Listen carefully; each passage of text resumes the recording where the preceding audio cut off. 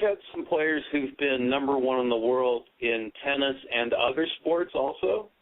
Correct. I've had a world champion triathlete, a few other athletes, cyclists, runners in their age group. Right today, she's 7 years world number one in squash, Nicole David of Malaysia. David Palmer as well, who was number one in the world in squash and two-time world champion. So, who are some of the other notable tennis players that you've worked with in the past? Svetlana Kuznetsova, U.S. Open and French Open former champion. Dinara Safina, world number one. Kaveta Peshka, who won Wimbledon doubles 2 years ago and was world number one. Mirjana Lucic, Jelena Dokic, Xavier Malisse, Alex Bogomolov Jr. There's a few more, but those are a few.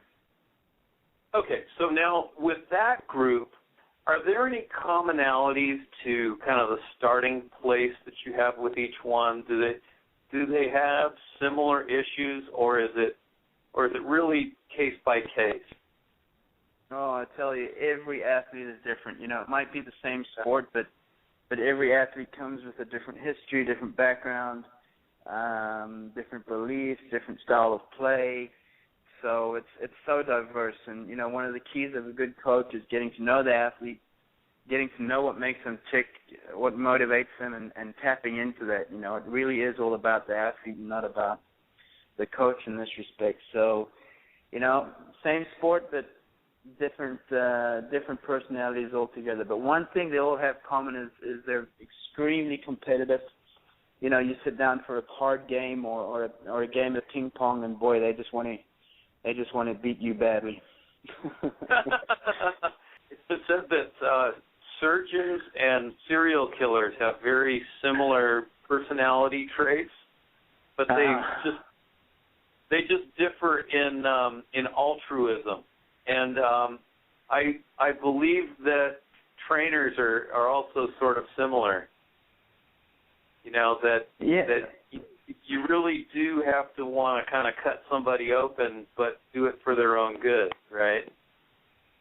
Absolutely, and that's where, you know, one of the things I'm learning more and more as I train athletes and I'm involved in the coaching industry is learning to listen more than talk. And I think that's one of the keys that a lot of coaches are missing, is that they feel they have to fill the gap. They have to be talking all the time. They have to be saying something.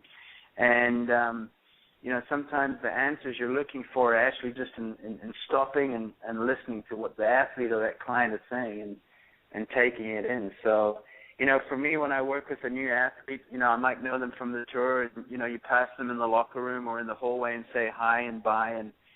But, you know, that's one of the first goals, probably the first 2-3 months, is just learning about the athlete, learning what makes them tick, you know, are they morning people, afternoon people, what do they like, what don't they like, you know what I mean? And you've got to just discover that and learn that. It's a relationship, you know.